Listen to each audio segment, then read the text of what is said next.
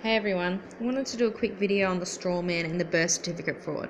This was a real game changer for us, and the more people that know about it and who reclaim their freedom, the better. Your strawman's created when you're born, when your parents register your birth and apply for a birth certificate. Your strawman is a fictitious legal entity. It's a corporation. It's created in hopes that you'll believe you're actually the legal fiction on that certificate, and then pay all sorts of costs and liabilities imposed by the fraudulent government and other corporations. Your name in all capitals, like what's on the screen, is a combination of lower and uppercase, usually with the surname first. It's not you. It's actually not the living, breathing, sovereign human being that was born. It's a corporation name, and it's created in order for governments, councils, banks, police, just to name a few, to charge that name fees, taxes, rates, and registrations, such as licensing fees and fines for unlawful statutes that you, the sovereign being, are not bound by. We are under common law, and that's it. These laws include not to harm or injure anyone and not to steal or damage others' property. The rest, statutes, are optional to you, the human being, but not for your strawman.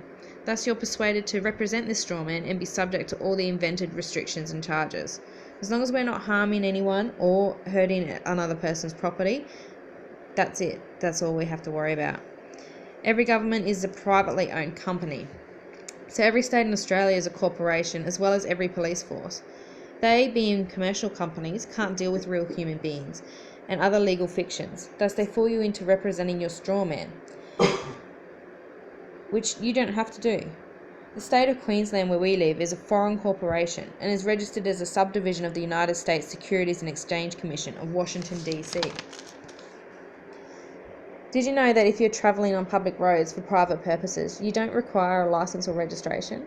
You have a right to travel, and notice this word travel, not drive, as this is legalese and that's how they will contract with you. Travelling for private reasons is our right as free beings. Driving, on the other hand, is listed in the legal dictionary as partaking in commerce, which requires registration. So for us who are not on the road providing goods and services, we are not under the statutes and legislative road rules that the police enforce on us. We are not the person on the licence that the government corporations issue us. Again, they changed your names from the application forms, capitalising the names and making it a trust, and it's not us as human beings. If we admit to this name, we are breaking Section 514 of the Criminal Code Act 1899 by claiming a false name. The fact that they copy your autograph to a document with a false name, being a trust, without full disclosure by them, such as us not requiring a licence for private travel, is fraud. I could talk for hours on this subject, but if you want to know more, I'll leave some links in the description. Basically, we have a right to travel, and if you do not claim to be your strawman, you do not come under any other law besides common law. There are plenty of people who successfully claim their sovereignty and avoid unlawful fines and revenue raising by peaceful refusal to be anything other than living beings and not a fictitious legal entity. Another point is your strawman is worth millions to the government who own your legal entity, and all your debts are prepaid with this value. Have a look for A for V on the internet. Any financial institution is a legal fiction and can only deal with other legal fictions, such as your strawman. All loans, credit cards, and mortgages are fraudulent. You can be free of any debt that you have. I myself am almost at the end of this process, which I'll update you on when I'm successful. Go and check out getoutofdebtfree.org.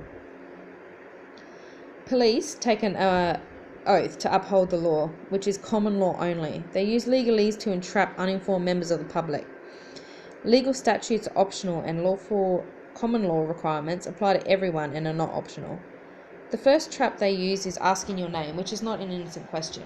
And you have to be careful what you say, as there is many verbal legalese traps. The law does not require you to provide this information. You do not have to consent to the statutes that they are enforcing, and you must remember that they are optional. If they say, "Do you understand?" this is not English to us, as in, "Do you comprehend what I am saying?" It is legalese speak, and it means, "Do you stand under me and thus give me authority over you?" If you say, "No, I do not stand under you, and I do not consent," they can't contract with you. Remember, under common law, humans have the right to travel in a private conveyance. The legalese people want to persuade you that you are a driver and subject to their statutes and demand that drivers all have to have a licence and registration. A licence is only needed for drivers partaking in commerce. and we, as free men on the land, are travellers, not drivers. Go and look all of this up. YouTube is full of people reclaiming their freedom. You can have a search for sovereign citizens, although this term is a bit contradictory in nature, and get back your freedom. Or comment on this video, or check out our Facebook page and hit us up on there, and we'll gladly share all of this information that you need. Hopefully this video has opened up your eyes. Do your own research and let's come together in freedom and claim back our rights as free men and women on the land.